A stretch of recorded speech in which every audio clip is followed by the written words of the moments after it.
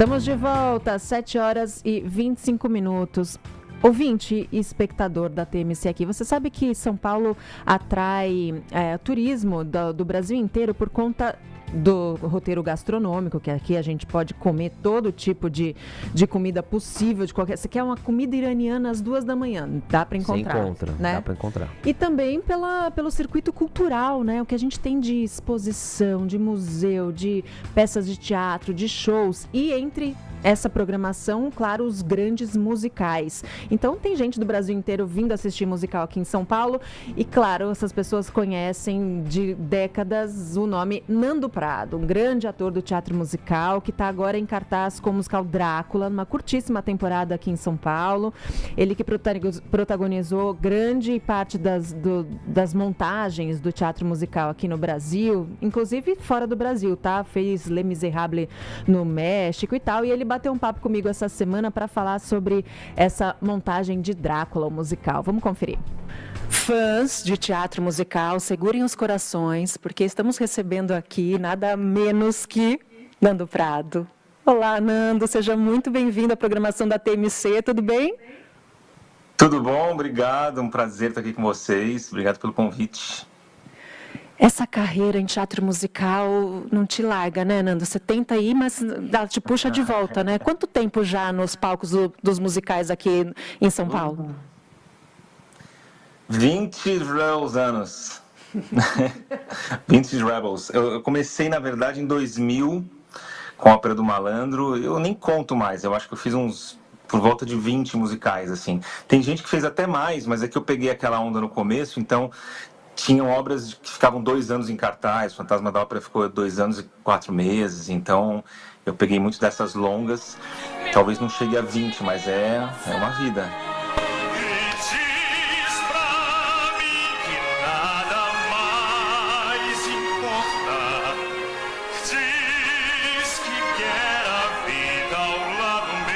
Protagonizou os maiores musicais que já vieram para cá, né? Especialmente esses clássicos da Broadway, O Fantasma da Ópera, Miss Saigon, Jack and Hyde, e agora esse personagem meio aterrorizante, é isso? Drácula, conta pra gente.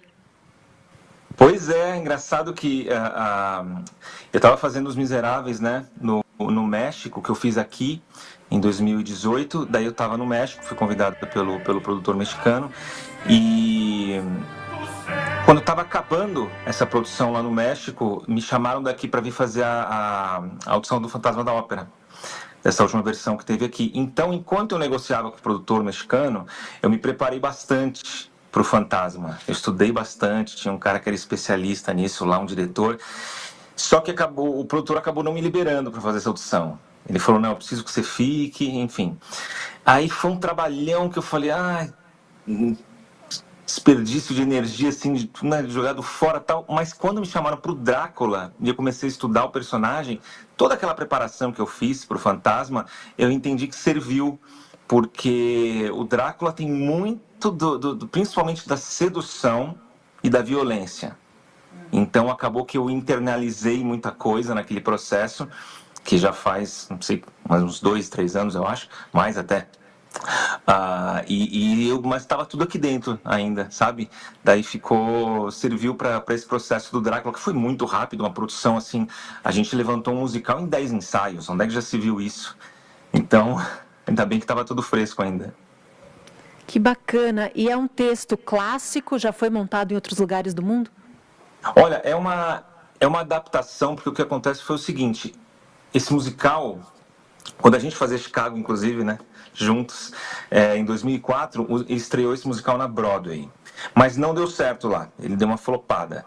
A Alemanha, que geralmente coloca dinheiro, eles têm um outro cuidado assim com as coisas, né? Eu vi coisas em Hamburgo que eu fiquei, nossa senhora, o tamanho dos teatros lá, as coisas lá são muito, muito mega profissionais, assim, eles capricham muito, eles pegaram, adaptaram, eles analisaram o que deu errado e falaram, não, peraí, o musical não é ruim, vamos consertar umas coisas. O que a gente fez, como é uma obra que é de domínio público, a gente fez uma adaptação dessa adaptação. Mas as músicas, sim, são do mesmo compositor do Jekyll and Hyde, inclusive. Então tem muita familiaridade, porque eu fiz o Médico Monstro aqui também. e eu reconheço os intervalos, as dinâmicas, tudo. E eu, assim, confesso que eu não assisti nem o da Broadway, nem o da Alemanha. Eu sei dessa história porque as pessoas que fizeram todo esse trabalho me contaram tudo isso.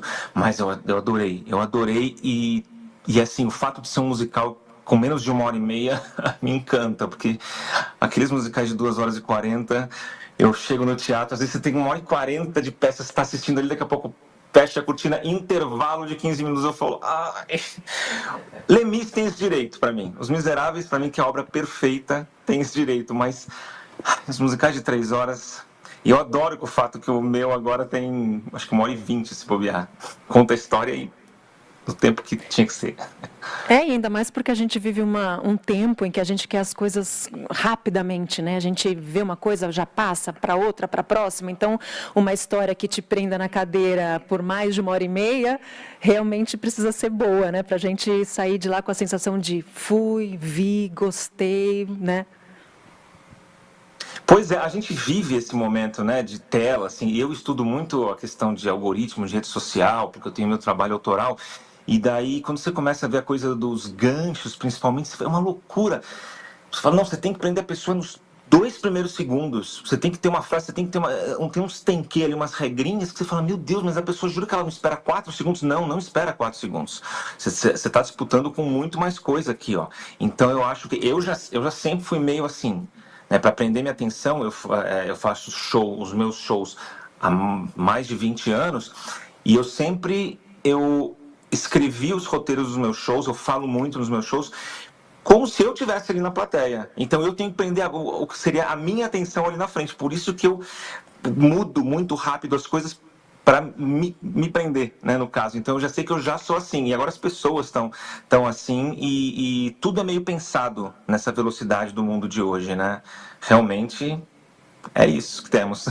É um desafio. Ô, Nando, e vocês estrearam na semana passada e parece que teve emoção na estreia, foi isso? Teve. Foi com emoção, foi com emoção. Mas que legal que a plateia estava do nosso lado, que só tinha, assim, amigos ali, porque... Ou seja, a gente vai construindo a história, não é nenhum spoiler, né? As pessoas sabem que o Drácula vai com os dentinhos dele no pescoço da personagem que chama Mina. E você vai construindo aquela tensão, e a música vem vindo, de repente, quando eu tô indo em direção a ela, me dispara o alarme de incêndio do teatro. Aí eu olho pra cara dela, né? 25 anos de musical, calma, vamos esperar. Aí não passava, daí eu tirei ela de cena, aí entrou um cara, e o cara falou de uma maneira muito engraçada que eu não vou saber. Olha, gente, disparou o alarme de incêndio, mas não aconteceu nada, não tá pegando fogo o teatro não, e o povo começou a rir, então o clima já deu uma quebrada ali, tudo bem. Daí quando a gente voltou à cena, a gente não tinha se ligado nisso. Gente, vamos pegar do começo da cena então. A primeira frase que ela falava é: sinto que eu já estive nesse lugar antes. Putz, ela falou e já fez uma cara, já fechou o olho, o público já riu tudo de novo. Aí eu de Drácula ri ali atrás, virei pra trás, meu Deus. Daí a gente respirou e a gente conseguiu construir o clima de novo. Muito legal que a plateia tava muito do nosso lado, assim, foi bacana, foi bacana. Esse é o legítimo, né? Momento do déjà vu, né? Sinto que já vivi isso antes. Você que pegou desde o início do boom dos musicais aqui em São Paulo, como é que você vê a evolução desse mercado? O que você acha que mudou de lá para cá, em termos de produção, de público? Olha, difícil falar sobre público, né? Eu acho que uma pena que depois da pandemia, eu ainda não sei exatamente o que acontece, se são as pautas dos teatros que não topam coisas com mais de 3 meses. Como eu falei, a gente era uma segurança para os atores, antigamente, né, que a gente fechava um contrato de 1 ano e meio, e você sabe que você vai ter aquele trabalho garantido, mas depois da pandemia aconteceu alguma coisa que as obras, você vai fazer uma audição, você se desgasta pra caramba, tanto que eu nem faço mais, né? Fui convidado para essa, porque é um desgaste, você sabe disso, é um desgaste violento, você estudar aquele personagem, às vezes a produção manda muito texto, daí você tem que decorar, daí eles chegavam, eles pedem 10%, você fala, meu Deus, e para 3 meses de peça. Então, assim, tá complicado nesse sentido, acho que isso é uma pena. Não sei da parte burocrática o que dificultou.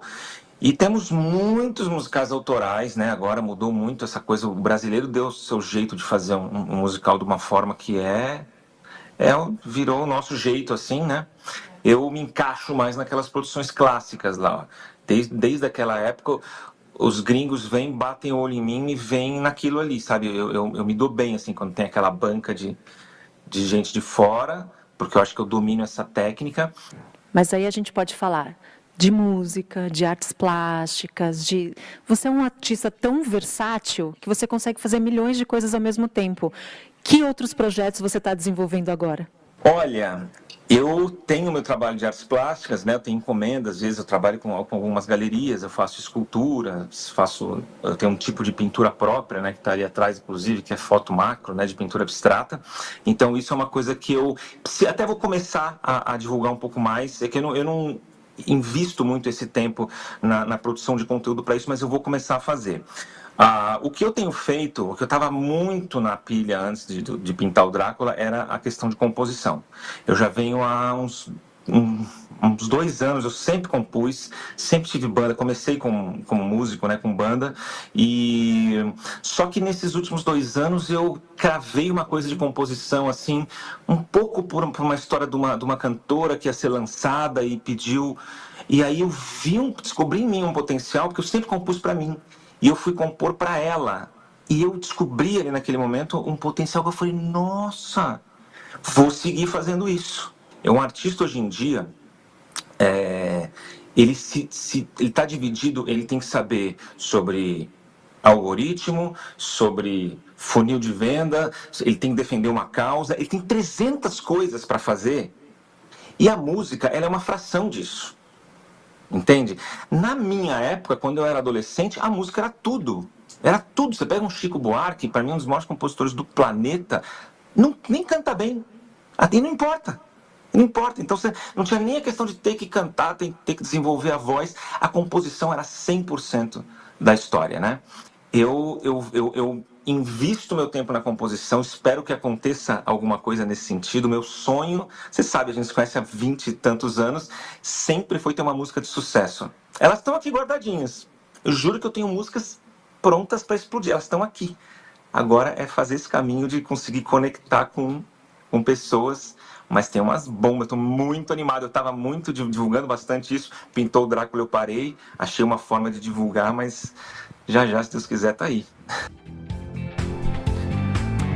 É isso, 7h38. Esse foi o Nando Prado, que está em cartaz com o musical Drácula. Para você que se interessou, você que está aqui em São Paulo, quer assistir, as apresentações acontecem às terças-feiras, do dia 30 de junho ao dia 28 de julho, no Teatro das Artes, que fica ali dentro do Shopping Eldorado. Recomendação teatral, então, aqui no TMC 360. Muito boa a entrevista, Estela. Eu estava aqui acompanhando atentamente e, inclusive, ela está disponível no nosso YouTube também, né? Com imagem, essa entrevista, então, disponível também lá no @TMC News BR.